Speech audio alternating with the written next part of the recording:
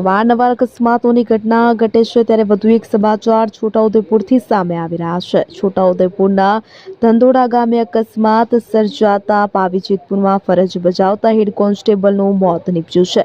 હાલ ધંધોડા ગામે બાઇક વચ્ચે બળદ આવી ગયો હોવાનું પ્રાથમિક તપાસમાં સામે આવ્યું છે। ત્યારે પ્રાપ્ત માહિતી અનુસાર છોટાઉદેપુરથી પાવીજેતપુર પરત ફરતી વખતે અકસ્માતની ઘટના ઘટી હોવાનું જાણવા મળી રહ્યું છે। ત્યારે અકસ્માતને પગલે સ્થળ પર લોકટોળા ઉમટી પડ્યા હતા। અકસ્માતમાં હેડ કોન્સ્ટેબલ રમેશભાઈ ધનજીભાઈ રાઠવાને ગંભીર ઈજાઓ પહોંચતા ઘટના સ્થળે જ તેઓનું મોત નીપજ્યું હતું। હેડ કોન્સ્ટેબલનું અકસ્માતમાં મોત થતા છોટાઉદેપુર પોલીસ આલમમાં શોકનો માહોલ જોવા મળી રહ્યો છે। હાલ ડેડ બોડીને પોસ્ટમોર્ટમ અર્થે છોટાઉદેપુર સિવિલ હોસ્પિટલ ખાતે ખસેડી વધુ કાર્યવાહી હાથ ધરવામાં આવી છે।